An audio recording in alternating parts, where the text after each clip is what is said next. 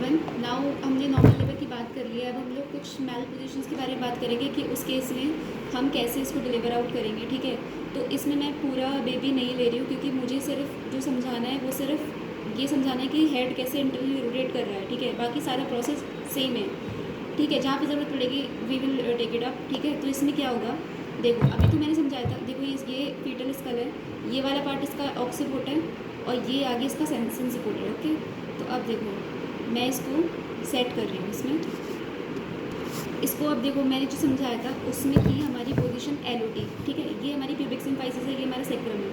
हमारी position LOT थी most common. उसमें तो हमारा 2/8 ये हमारा ऑक्सीपोर्ट आया, ये हमारा ऑक्सीपोर्ट आया LOT पोजीशन में लाइक दिस, और ये हमारा 2/8 को रोटेट कर गया था। ठीक है, अब क्या है, हम लोग बात कर रहे हैं ऑक्सीपिटो पोस्टीरियर पोजीशन की।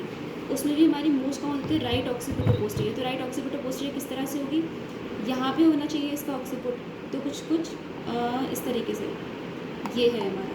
ठीक है, ये हमारा राइट ऑक्सीपिटो पोस्टीरियर है। अब हमें क्या चाहिए कि हमारा जो ऑक्सीपोर्ट है वो फाइनली हमारा सिम्फाइसिस प्यूबिस के सामने आए इस तरीके से। ठीक है, ये रहा हमारा ऑक्सीपोर्ट, इसके सिम्फाइसिस प्यूबिस को टच कर रहा है ना, तो हमारा ये मेन ऑब्जेक्टिव है। तो इसको ऐसा करने के लिए क्या करना पड़ेगा, इसको 3/8 का सर्कल घूमना पड़ेगा। 1/8, 2/8 एंड देन 3/8। ठीक है, इस तरीके से करना पड़ेगा इसको। तो मेरी इसमें बताने की बात ये थी कि जब हमारा राइट ऑक्सीपिटो पोस्टीरियर पोजीशन होती है तो जो हमारा इंटरनल रोटेशन होता है वो हमारा 3/8 का भी सर्कल होता है, ना कि 2/8। ठीक है, फिर बाकी का प्रोसेस सेम होता है। अब इसमें क्या प्रॉब्लम हो सकती है, दो चीज़ें हो सकती हैं। ये जो हमारा राइट ऑक्सीपिटो पोस्टीरियर पोजीशन में था स्कल, अब या तो ये हो सकता है कि ये बस इनकम्प्लीट घूमे आगे और घूमे ना, इसने सिर्फ आगे 1/8 का रोटेशन किया तो ये ROT पोजीशन में आ गया LOT की जगह पे। ठीक है, या फिर ये आगे घूमने की जगह पीछे घूम जाए। ठीक है, डायरेक्ट ऑक्सीपिटो पोस्टीरियर पोजीशन हो गई। ठीक है, ऐसा हो सकता है। तो क्या होगा, देखो ये चीज़ जो कॉमन होती है ना, ये सबसे ज़्यादा कॉमन एंड्रॉयड पेल्विस में होता है कि ये हमारा आगे घूमने की जगह पीछे घूम जाए, क्योंकि उस पेल्विस में क्या होता है, हमारा एंटेरो पोस्टीरियर डायमीटर में ज़्यादा जगह होती है as compare to transverse diameter. ठीक है, ये चीज़ हमारी उसमें एंड्रॉयड पेल्विस में लंबी होती है, तो उसमें क्या होता है कि हमारा आगे घूमने की जगह पीछे घूम जाता है। ओके, ये चीज़ एंड्रॉयड पेल्विस में कॉमन हो गई। और जो इनकम्प्लीट रोटेशन है वो किस चीज़ में कॉमन होगी, वो भी एंड्रॉयड पेल्विस में कॉमन होगी, एंथ्रोपॉइड पेल्विस में होगी। और एक हो गया जैसे कि अगर हमारा बेबी बहुत ज़्यादा बड़ा है या फिर हमारा जो लाइकर है, जो हमारा एमनियोटिक फ्लूइड है वो बहुत ज़्यादा कम है, तो हमारा प्रॉपर जो है रोटेशन हो नहीं पा रहा है। ठीक है, ये कंडीशन हो सकती है। तो ये जो हमारा इनकम्प्लीट रोटेशन वाली कंडीशन थी उसमें हम क्या क्या चीज़ें कर सकते हैं, या तो हम C-सेक्शन परफॉर्म कर रहे हैं, क्योंकि अगर ये हमारा पूरा नहीं करेगा रोटेट तो हमारे आगे डिलीवरी की प्रोसेस नहीं हो पाएगी, लेबर नहीं बढ़ पाएगा आगे, तो हमारा ये डीप ट्रांसवर्स अरेस्ट में जा सकता है। तो हम C-सेक्शन कर सकते हैं, या फिर हम वेंट्यूज डिलीवरी कर सकते हैं। फॉरसेप्स नहीं करेंगे, सीधा वेंट्यूज करेंगे, क्योंकि वेंट्यूज से हम इसको रोटेट कर सकते हैं हेड को।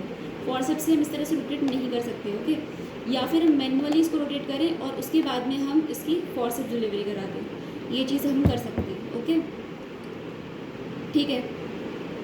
अब जैसे ये तो हमारी मैनेजमेंट हो गया हमारा जब हमारा इनकम्प्लीट रोटेशन हो रहा है। अब जैसे पोस्टीरियर रोटेशन है, पोस्टीरियर रोटेशन हमारा एंथ्रोपॉइड पेल्विस में था, sorry not Android, anthropoid pelvis में, क्योंकि उसमें हमारा एंटेरो पोस्टीरियर डायमीटर ज़्यादा होता है। ठीक है, तो इसमें क्या होगा, हमारा जो फेस है, ये फेस है ना हमारा, तो ये हमारा क्यूबिक बोन के सामने आएगा, तो ये फेस टू प्यूब्स डिलीवरी इसको हम कहते हैं।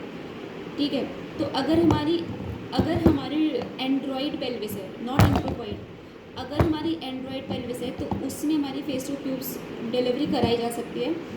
पर इसमें हमें क्या करना पड़ेगा, इसमें हमें एपिसियोटोमी करनी पड़ेगी, क्योंकि इसका जो मोस्ट कॉमन कॉम्प्लिकेशन होता है वो हमारा कंप्लीट पेरिनियल टीयर होता है। मतलब कि फेस टू प्यूब्स डिलीवरी है तो ये ऐसे जाएगा ना, ये आगे जाके बाहर निकलते हुए ये ऐसे फ्लैक्स हो जाएगा, तो हमारा पूरा पेरिनियल टीयर हो सकता है। तो इसके लिए हमें क्या चाहिए, इसके लिए हमें एपिसियोटोमी करनी पड़ेगी। लेकिन कोई और पेल्विस हो गई, ये तो एंड्रॉयड पेल्विस की बात हो गई, लेकिन अगर कोई और पेल्विस होती है तो उसमें हम ये रिस्क नहीं ले सकते हैं। ठीक है, बेबी ऐसे डिलीवर नहीं करेगा, बेबी आगे नहीं आएगा, तो ये डीप सैक्रल अरेस्ट में जा सकता है। तो इसीलिए हम उस कंडीशन में करेंगे हम लोग सीधे C-सेक्शन। Okay, done, thank you so much.